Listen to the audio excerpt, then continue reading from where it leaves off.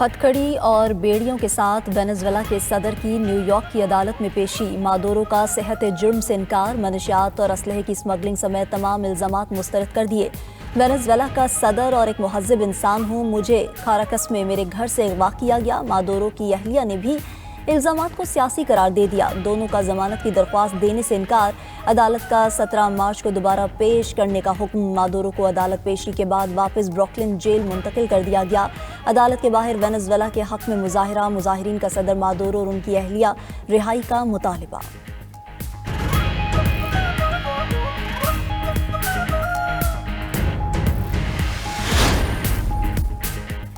ڈیلسی Rodrigues نے قائم مقام صدر وینزویلا کی حیثیت سے حلف اٹھا لیا۔ عبوری صدر کی امریکا کو مل کر کام کرنے کی دعوت۔ کہا، امریکا کے ساتھ باہمی احترام پر مبنی تعلقات ترجیح ہے، متوازن اور بقائے باہمی پر مبنی تعلقات چاہتے ہیں۔ وینزویلا پر کسی بھی بیرونی تسلط کی اجازت نہیں دیں گے۔ نکولس مادورو کے بیٹے گوتریس نے قائم مقام صدر کی غیر مشروط حمایت کر دی۔ وینزویلا پر امریکی حملہ عالمی قوانین کی خلاف ورزی قرار۔ اقوام متحدہ کی سلامتی کونسل کے اجلاس میں اظہار تشویش۔ UN سیکریٹری جنرل انطونیو گوتریس کا بیان پڑھ کر سنایا گیا۔ انطونیو گوتریس نے کہا کہ وینزویلا فوجی کارروائی میں امریکا نے عالمی قوانین کی پاسداری نہیں کی۔ وینزویلا میں عدم استحکام پھیلنے اور خطے کے متاثر ہونے کا خدشہ ہے۔ فریقین مسائل کا حل پرامن اور جمہوری مکالمے کے ذریعے تلاش کریں۔ اجلاس میں روس اور چین کی مادورو اور ان کی اہلیہ کی فوری رہائی کا مطالبہ۔ روسی سفیر نے کہا کہ کاراکس پر حملہ کر کے امریکہ جرائم کا مرتکب ہوا۔ وینزویلا پر امریکی حملے کا کوئی جواز موجود نہیں تھا۔ وینزویلا کے صدر اور ان کی اہلیہ کی گرفتاری غیر قانونی ہے۔ چین کے نائب سفیر نے کہا کہ لاطینی امریکہ کسی کی کالونی نہیں۔ اجلاس میں گفتگو کرتے ہوئے امریکی ایلچی کا حملے کا دفاع۔ بولے، ہم کسی ملک پر قبضہ نہیں کر رہے۔ مادورو کی گرفتاری سے وینزویلا کا مستقبل بہتر ہوگا۔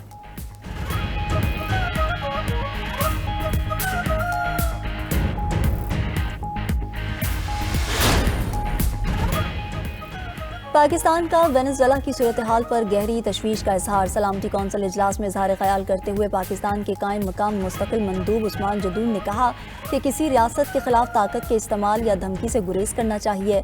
کیریبین خطے میں بڑھتی کشیدگی علاقائی امن کے لیے نیک شگون نہیں۔ اقوام متحدہ کا منشور ریاستوں کے تحفظ کا تقاضا کرتا ہے۔ یک طرفہ فوجی کارروائیاں اقوام متحدہ کے منشور اور بین الاقوامی قانون کی صریحاً خلاف ورزی ہیں۔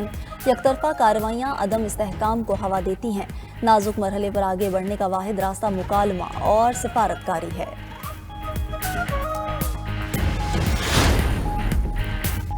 ملک کے مختلف علاقوں میں دھند کا راج ہے۔ حد نگاہ کم ہونے پر موٹر ویز کئی مقامات پر بند۔ M1 سے پشاور سے اسلام آباد، M2 لاہور سے کوٹ مومن تک بند ہے۔ موٹر وے M3، M4 اور M5 پر بھی ٹریفک معطل۔ لاہور سے آلکوٹ موٹر وے M11 کو بھی مکمل بند کر دیا گیا۔ ملک کے بالائی علاقوں میں شدید سردی کی لہر۔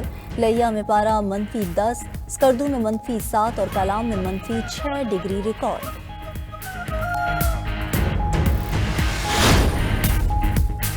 گلگت بلتستان کی نگران کابینہ آج حلف اٹھائے گی۔ تقریب حلف برداری گورنر ہاؤس میں ہوگی۔ نگران وزراء سے اسپیکر GB اسمبلی حلف لیں گے۔ حلف برداری کی تقریب دن 11 بجے ہوگی۔ GB کابینہ میں 12 وزیر اور 2 مشیر شامل ہیں۔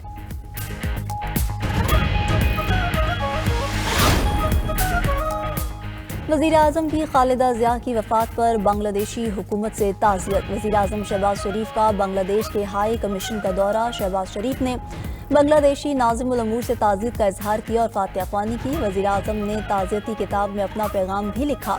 خالدہ ضیاء کی بنگلہ دیش کے لیے سیاسی اور جمہوری خدمات کو زبردست خراج عقیدت پیش۔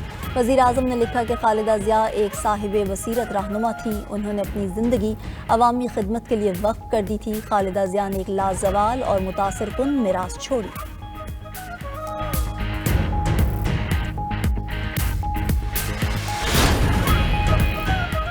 کراچی میں رئیس گوٹ سے ملنے والے 2000 کلو گرام بارودی مواد کا مقدمہ درج۔ تھانہ CTD میں درج مقدمے میں انسداد دہشت گردی کی دفعات شامل۔ بارودی مواد 30 سے زائد پلاسٹک ڈرمز میں رکھا گیا تھا۔ دہشت گردوں سے گیس کے 5 سلنڈرز بھی ملے۔ دھماکہ خیز مواد کو شہر سے باہر لے جا کر ناکارہ بنا دیا گیا۔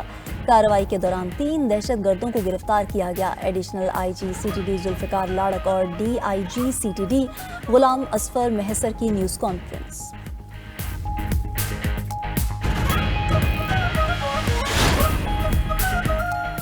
کراچی کے علاقے پاک کالونی میں پولیس مقابلہ، 3 ڈاکو ہلاک، پولیس اور ڈاکوؤں کے درمیان فائرنگ کا تبادلہ ہوا، تینوں ڈاکوؤں کو شدید زخمی حالت میں گرفتار کیا گیا۔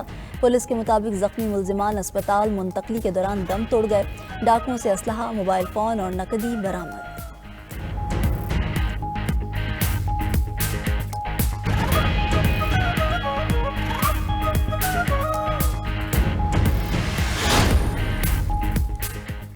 اور ایران کی انٹیلیجنس فورسز کا تہران میں مشتبہ مظاہرین کے گھر پر چھاپا، بھاری اسلحہ برآمد، اسرائیلی خفیہ ایجنسی موساد کا مبینہ ایجنٹ گرفتار۔ موساد ایجنٹ کو مظاہرین کے درمیان خفیہ سرگرمیوں کے دوران شناخت کر کے گرفتار کیا گیا۔ مبینہ ایجنٹ کا اسرائیلی انٹیلیجنس ایجنسی موساد کے لیے کام کرنے کا اعتراف۔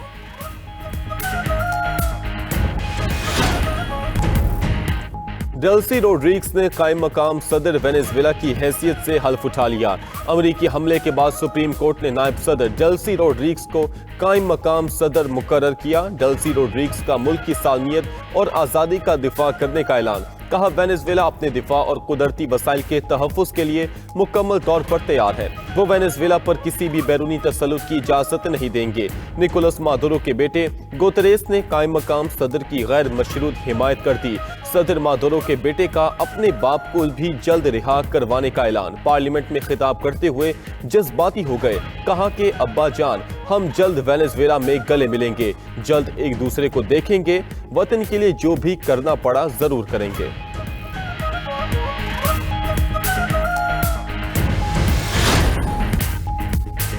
امریکی صدر نے وینیزویلا کے بعد کولمبیا اور کیوبا کو اگلا ہدف قرار دے دیا۔ میڈیا سے گفتگو میں ٹرمپ نے کہا کہ وینیزویلا نے درست رویہ اختیار نہ کیا تو امریکہ دوسرا حملہ بھی کرے گا۔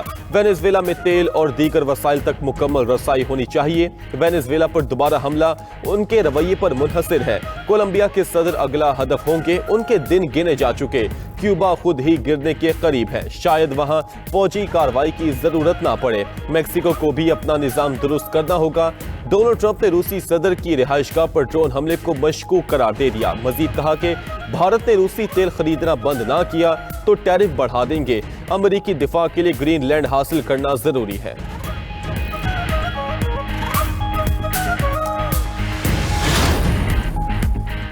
گرین لینڈ پر قبضے کی امریکی دھمکیوں پر ڈنمارک غصے میں آ گیا۔ ڈینش وزیر اعظم کا کہنا ہے کہ امریکی صدر گرین لینڈ پر قبضے کی دھمکی دینا بند کریں، گرین لینڈ برائے فروخت نہیں۔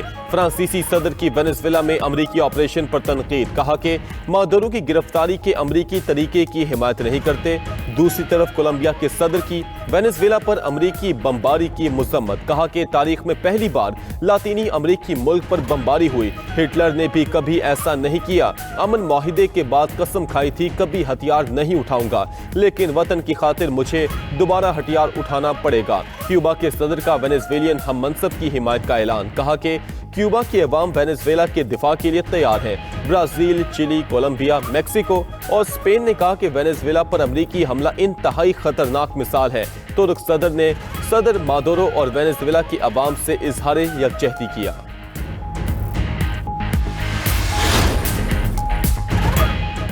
امریکی حملے کے خلاف وینیزویلا میں مسلح مزاحمت شروع ہو سکتی ہے، وال اسٹریٹ جرنل کا دعویٰ۔